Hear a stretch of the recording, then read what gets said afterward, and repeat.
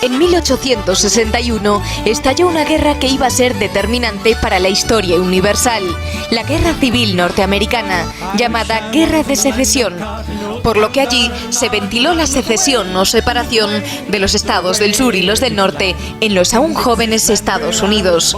Los del sur querían separarse, los del norte mantener la unión. Ganaron los del norte tras 4 años de una guerra extraordinariamente cruenta. 30 años después, los Estados Unidos comenzaban su expansión internacional. Medio siglo después, estaban en condiciones de imponer su ley a otros países. Poco más de un siglo después, eran la potencia hegemónica mundial. ¿Por qué hubo una guerra civil norteamericana? La versión común dice que la causa fue la esclavitud. El norte quería abolirla, el sur mantenerla, pero el asunto de la esclavitud fue secundario y en realidad no entró en liza hasta ya comenzada la guerra.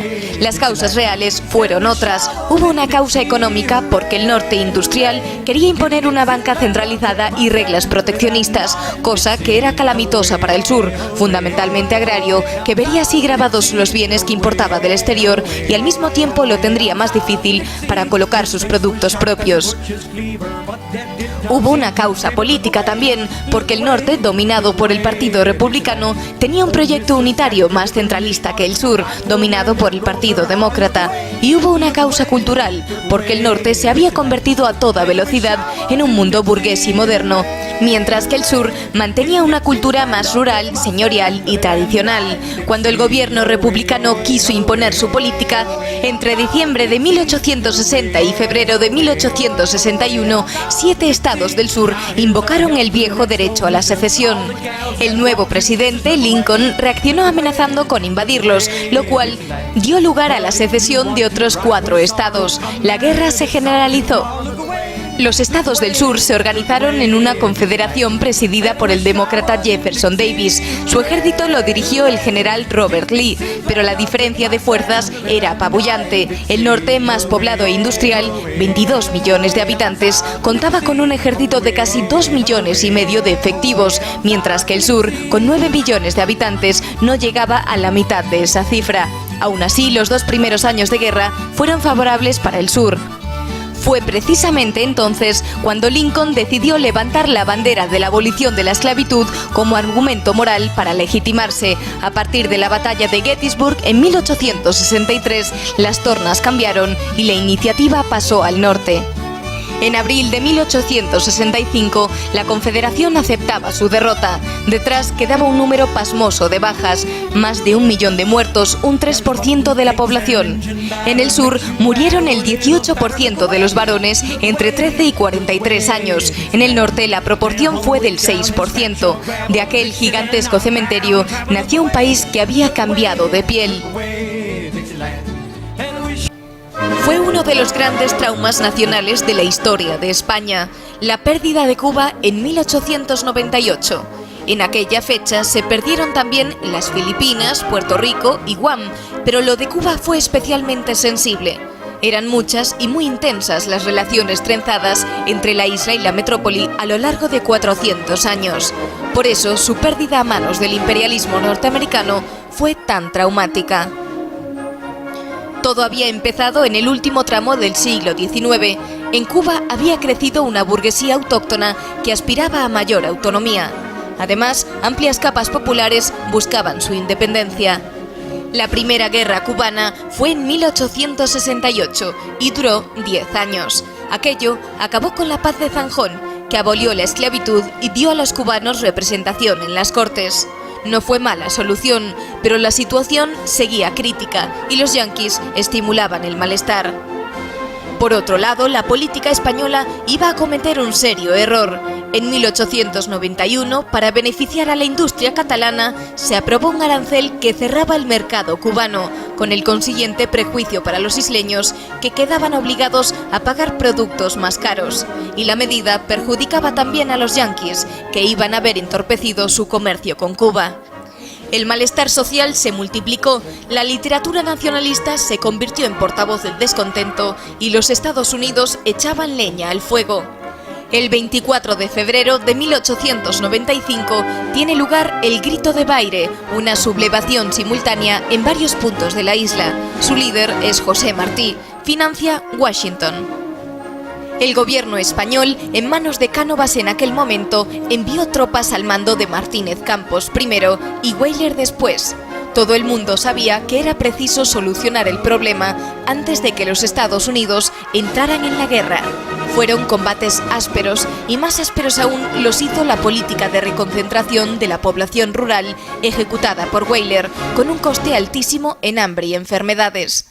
En España, Cánovas fue asesinado en 1897, tomó su lugar Sagasta y este quiso aplicar una política distinta. Sacó de allí a Weyler, colocó en el puesto al general Ramón Blanco y buscó concesiones políticas, desde igualdad de derechos hasta sufragio universal, pasando por la ansiada autonomía arancelaria. No sirvió de nada. Los independentistas, con abundante apoyo norteamericano, siguieron en sus 13. Washington utilizó el incidente del acorazado Maine para intervenir en la isla. Los norteamericanos propusieron comprar la isla. Era una humillación. España propuso soluciones diplomáticas que los Estados Unidos no aceptaron. El 25 de abril de 1898 comenzó la guerra. España habría podido ganar la guerra en tierra, pero la batalla naval de Santiago de Cuba, el 3 de julio de 1898, destruyó a la escuadra española y rompió toda posibilidad de asistir a la isla por mar. El 26 de julio España pedía la paz y Cuba, independiente formalmente, quedaba sin embargo bajo la órbita de los Estados Unidos. Al comenzar el siglo XX, el Imperio Británico era sin discusión la primera potencia mundial. Presente en los 5 continentes, dueña de los mares, Gran Bretaña plantaba su bandera en Canadá, Australia, la India, medio continente africano. Esa condición de potencia hegemónica aún se acentuó después de la Primera Guerra Mundial, cuando buena parte de Oriente Próximo cayó bajo su control. Sin embargo, los años siguientes verían la rápida descomposición de aquel conglomerado. Hoy apenas queda nada de todo aquello. Desde esta perspectiva, Gran Bretaña ha sido una de las grandes derrotadas del último siglo. El Imperio Británico tuvo en realidad 2 fases. La primera, construida en continuo conflicto con España y después con Francia, llevó a Inglaterra a ocupar parte del continente americano en un proyecto político de dominio de los mares. Este primer imperio sufrió un duro revés con la independencia norteamericana. A partir de entonces, Inglaterra reorientó sus esfuerzos al ritmo que marcaba el rápido desarrollo de la industria y el comercio. Mientras el continente europeo se debatía en las revoluciones nacionales de mediados del siglo XIX, Londres empezaba a tejer una rapidísima y densa telaraña comercial y política a través de unos océanos donde ya nadie le hacía sombra. Los caminos abiertos por la Compañía Británica de las Indias Orientales dejaron paso al poder imperial de la corona. Durante buena parte del XIX, Gran Bretaña fue la única potencia industrial del mundo. Eso le permitió encontrar materias primas y mercados en cualquier parte sin rivalidad. Sobre esa base se edificó su poder. Al comenzar el siglo XX, el Imperio Británico abarcaba una población de 458 millones de personas y una extensión de más de 29 millones de kilómetros cuadrados. Era una cuarta parte de la población mundial y una quinta parte de las tierras emergidas. 100 años después, sin embargo, muy poco de eso queda en pie. La Primera Guerra Mundial, que vio el triunfo de Inglaterra, dejó también exhausto al país. La industrialización general puso en el mercado a nuevos competidores. Después, la Segunda Guerra Mundial abrió la puerta a 2 nuevas superpotencias, Estados Unidos y la Unión Soviética, que reorganizaron el mundo a su antojo. La descolonización consiguiente hizo el resto. Hoy el imperio solo es un recuerdo folclórico, salvo tal vez en Gibraltar. Las Islas Filipinas fueron tierra española desde 1565, cuando el guipuzcoano Legazpi tomó posesión del archipiélago para la corona de España. Dejaron de serlo en 1898, cuando los norteamericanos pusieron el ojo en ellas dentro de su expansión imperialista. El primer acto del drama se escribió el 1 de mayo de 1898.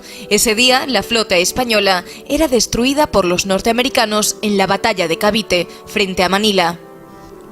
Los Estados Unidos buscaban expandir sus mercados hacia el Caribe y el Pacífico. Cuba era uno de sus objetivos y las Filipinas, puerta al mar del sur de China y al estrecho de Malaca, era inevitablemente otro.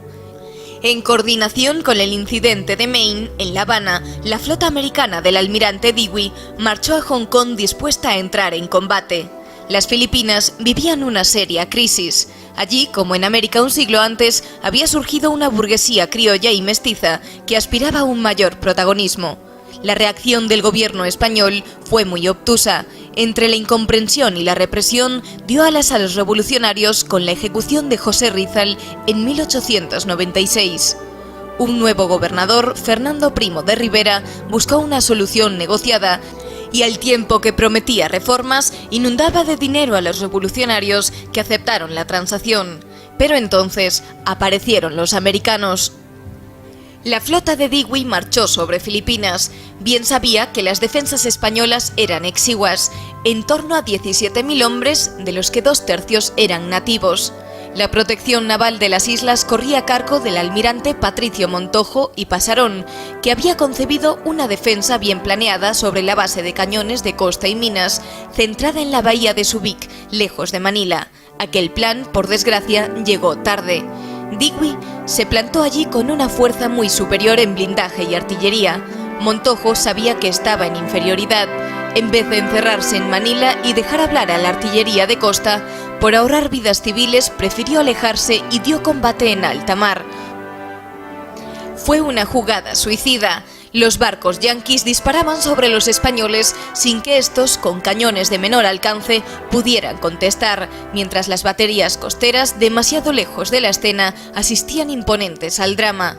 Después de 2 horas de combate, los americanos se retiraron. Montojo, visto los daños de sus barcos, ordenó vararlos en la bahía si volvía el enemigo, y este, disipado el humo del combate, volvió, en efecto, para disparar a placer sobre los barcos inmovilizados. Montojo, mientras tanto, se había marchado a Manila. Más tarde se le reprochará como abandono de puesto. En aquella batalla de Cavite comenzó todo. El hundimiento de la escuadra española y el dinero americano dieron nuevos bríos a la revolución. La primera república filipina se proclamará precisamente en Cavite. Poco podían imaginar los nativos que los yanquis iban a resultar un patrón mucho más peligroso que los españoles. Los norteamericanos perpetrarán un auténtico genocidio sobre la población filipina, pero esta ya es otra historia. Los Estados Unidos masacraron a más de 1 millón de filipinos a principios del siglo XX, una sexta parte de la población, dice el investigador norteamericano James B. Goodnow. Las víctimas fueron, muy especialmente, los filipinos que hablaban español. Los mataron para asentar el poder estadounidense en la isla. Retrocedamos un poco. En 1898, los Estados Unidos declaran la guerra a España. Washington quiere expandirse y ambiciona las bases navales que le proporcionan Cuba y Filipinas. Desde años atrás, los norteamericanos están alentando los movimientos nacionalistas locales como parte de su estrategia contra España. En el caso de Filipinas, la insurrección de Emilio Aguinaldo viene amparada por los yanquis, que al mismo tiempo atacan a la escasa guarnición española en el archipiélago. En junio de 1898 se proclama la independencia de Filipinas y Aguinaldo es elegido primer presidente. Para asegurar su poder, manda matar a otro rival político, el general Luna. Pero poco le durará la gloria a Aguinaldo, porque enseguida los Estados Unidos se cobrarán la ayuda que le habían prestado. Washington revela sus verdaderas intenciones en marzo de 1901. Apresan a Aguinaldo y le obligan a aceptar el dominio yanqui. Aún más, el presidente William McKinley pretexta un supuesto ataque de rebeldes a Manila y declara la guerra a la recién nacida república. McKinley argumentará que Dios le había indicado que los filipinos eran incapaces de autogobernarse y por eso había encomendado a los Estados Unidos a educarlos y cristianizarlos, a pesar de que las Filipinas llevaban ya 3 siglos cristianizadas por los españoles. Siguiendo la inspiración divina de su presidente, los yanquis entrarán a saco, arrasan aldeas, queman iglesias, profanan cementerios. Ejecutan masivamente a los civiles, con particular atención a los que hablaban español, y perpetran en suma un auténtico genocidio. El general Jacob Smith llegó a ordenar la ejecución de cualquier filipino mayor de 10 años. Las matanzas siguieron con el posterior presidente Theodore Roosevelt, Premio Nobel de la Paz. Enfrente, el segundo presidente de las islas, Macario Sakai de León, solo pudo oponer la resistencia de un heroísmo sin esperanza. La población total de Filipinas en aquel momento era de 9 millones de personas. El número de víctimas ascendió a la sexta parte de la población, es decir, casi 1,5 millones de filipinos asesinados entre 1901 y 1913. El 30 de junio de 1898 comenzaba en Filipinas el sitio de Baler, uno de los episodios militares más impresionantes de la historia de España. Allí nació la leyenda de los últimos de Filipinas. En aquel año de 1898, los norteamericanos habían empezado a ejercer de gran potencia y su primera víctima estaba siendo España. Los yanquis sabían de nuestra debilidad y alentaron los movimientos independentistas en Filipinas y Cuba, últimos restos del viejo imperio español. En el caso de Filipinas, los trastornos habían sido menos graves que en Cuba, pero el archipiélago ardía en efervescencia revolucionaria. Filipinas era tierra española desde el lejano año de 1564. Es allí, en una remota aldea del distrito del Príncipe llamada Baler, donde iba a comenzar nuestra historia. Desde agosto de 1897, el pacífico poblado había sido escenario de enfrentamientos entre los rebeldes tagalos escondidos en la selva y las tropas españolas enviadas de refuerzo. Hacia febrero de 1898 se instalan en Baler 50 hombres al mando de los tenientes Juan Alonso Zayas y Saturnino Martín Cerezo, bajo la autoridad del nuevo gobernador de la plaza, el capitán Enrique de las Morenas. La presencia del destacamento permite reponer el orden, pero en ese momento, cuando parece que la paz ha vuelto a Baler, los yanquis declaran la guerra a España. El 30 de julio, los tagalos, los nativos filipinos, lanzan un ataque contra la posición española. De las Morenas y sus hombres ya no tendrán otro objetivo que resistir a todo trance. Comenzaba un asedio que iba a durar 337 días. Nacía así la leyenda de los héroes de Baler. Los Estados Unidos de América empezaron a ejercer de gran potencia y su primera víctima fue España. Los ataques sobre Cuba y Filipinas respondían a la ambición americana de controlar los océanos. En Filipinas, como en Cuba, los yanquis contaron con el apoyo de los independentistas. El 30 de junio de 1898, un pequeño destacamento español se atrincheró en el poblado de Baler. Allí aguantarán durante casi un año. Los nuestros, aislados de todo contacto exterior, no saben que las Filipinas están cayendo bajo control norteamericano. Tampoco se enterarán de que España ha perdido la guerra. Día tras día, mes tras mes, los españoles aguantan los continuos ataques de los tagalos. Cuando se les acaben los víveres, comerán hierba, ratas, caracoles, pájaros. Los hombres van cayendo, pero su voluntad de resistencia es inquebrantable. Finalmente, un emisario español llegó a la posición con pruebas formales de que la guerra había terminado. Solo entonces los nuestros entregarán la plaza. Tras 337 días de asedio, los 33 supervivientes abandonan la aldea enarbolando la rojigualda entre un pasillo de filipinos que les presentaban armas. Esa fue la hazaña de los héroes de Baler. El presidente filipino, Aguinaldo, rindió honores a los héroes. Ahora bien, poco le duraría la gloria a Aguinaldo. En marzo de 1901, los americanos le apresaban. Los yanquis entraron a saco, arrasaron aldeas, quemaron iglesias, profanaron cementerios, ejecutaron masivamente a los civiles, con particular atención a los que hablaban español, y perpetraron, en suma, un auténtico genocidio. Se calcula que el número de víctimas alcanzó el 1 millón de personas. La población total de Filipinas en aquel momento era de 9 millones. La independencia filipina se deshizo bajo la represión norteamericana. Los Estados Unidos nacieron de una sucesión de huidas. Primero, la de las víctimas de la persecución religiosa en Europa. Enseguida, la de quienes, empujados por la pobreza, buscaban un futuro mejor al otro lado del mar. Europeos que rompían con su lugar de origen para crearse un mundo propio, literalmente para aislarse del mundo. Pero al mismo tiempo, los norteamericanos se dotaban de una doctrina propia sobre su proyecto nacional, un destino manifiesto de inspiración divina que empujaría a los Estados Unidos a reconstruir el mundo a su imagen y semejanza. Esa doctrina del destino manifiesto impulsará la expansión norteamericana desde mediados del siglo XIX, de manera que la identidad norteamericana oscila permanentemente entre esos dos polos. Por un lado, el aislacionismo, la voluntad de vivir replegados sobre sí mismos. Por otro, el expansionismo, la fe en una misión universal. Aislacionismo y expansionismo han chocado reiteradas veces en la historia de los Estados Unidos. Hoy estamos viendo una nueva edición de ese choque. La diferencia es que esta vez lo que está en juego es el destino de todo el mundo. Prepare to receive the true Lord.